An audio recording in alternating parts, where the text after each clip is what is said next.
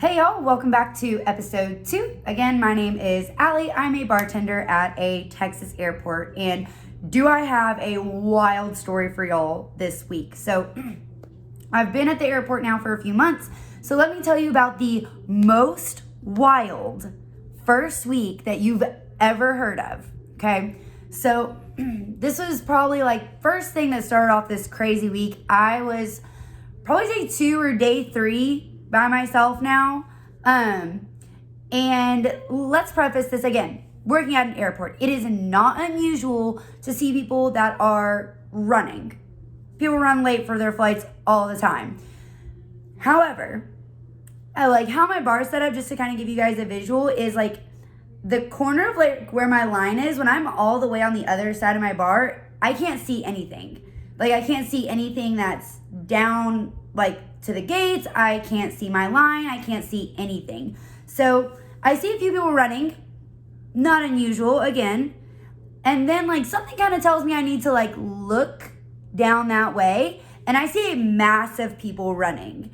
And all I hear is that somebody has a gun. So like literally my first thought is I gotta get to the back. Like I'm not even like trained on like emergency procedures at this point with my job. Okay. So, and as an employee, like we know about as much as travelers do at this point. So we go on lockdown for, I don't know, hour and a half, and then we're evacuated. Everybody is evacuated. Travelers, employees, you're deboarded, like everything. They come in, they do a sweep with the dogs, make sure everything is good. I will say that we are very thankful, very fortunate that nobody besides the active shooter did get hurt in this situation. Unfortunately, like just so you guys know the story about it, this was just somebody who was mentally very unwell. So the next thing, so that's day 2 or 3. My last day before a few days off. So again, this is my first week.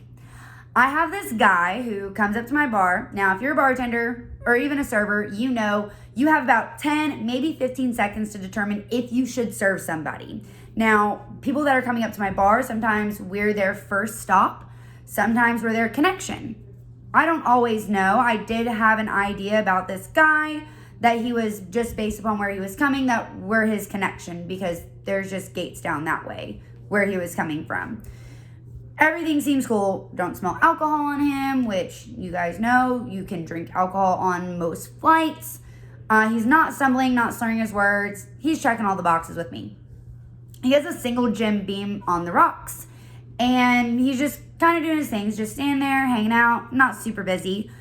I come back, he's finished his drink. It's like 15, maybe 20 minutes later.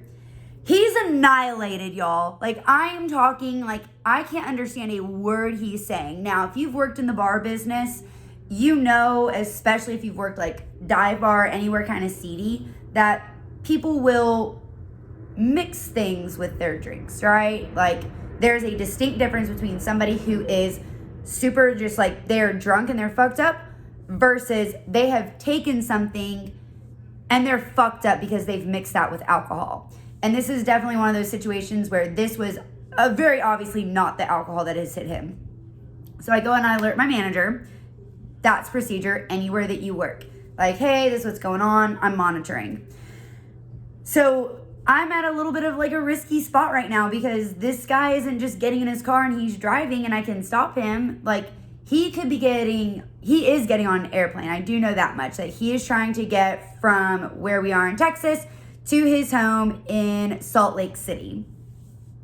And I go up and I'm a bartender. Like you guys can tell me anything. I'm basically like your therapist.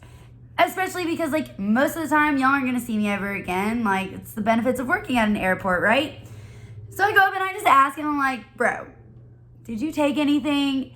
Y'all, this grown ass man starts bawling his eyes out. And he's like, I can't believe that you would think that I took something. Like, why would you ask me that? Like, we're clearly not in the same reality here because if you saw you right now, you would absolutely understand why I'm asking you this question. So obviously, I'm not serving him anymore, but I can't let him go to his gate. Like, he's distraught.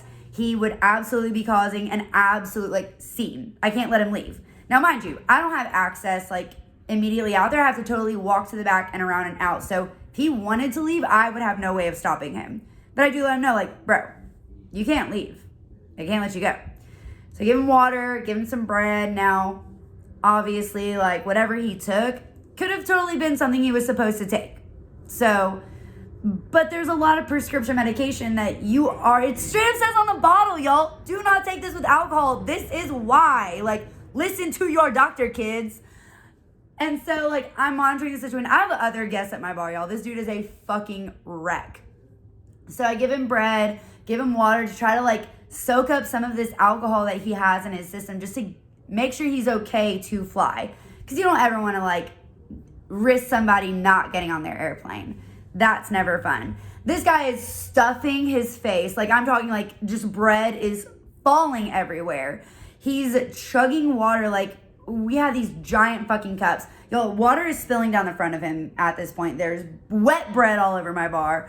I'm just like, oh my God, like he's causing a scene. He's causing a scene at this point. People are looking at me like I've done something wrong. I'm like, it like cannot be happening on like day 4 of this new job. Like, no fucking way.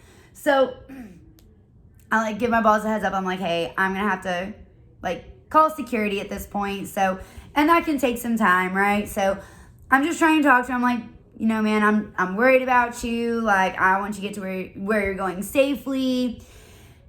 Y'all, this guy looks at me, still crying at this point. He's like, ma'am, I'm drowning over here. Like, no, dude, you are just drinking water. Like, you're fine. So finally, security comes in pairs. I'm talking to Officer Shorty, and Officer Tall Guy is over there talking to the bar guy. And I'm looking, because I'm giving my statement, I look over, the guy literally falls. And thank God the short officer was not over there, because big dude was able to catch him.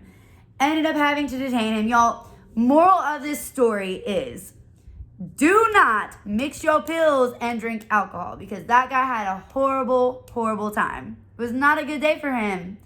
All right, y'all. That's all I've got this week. Stay tuned for video number 3, dropping next week.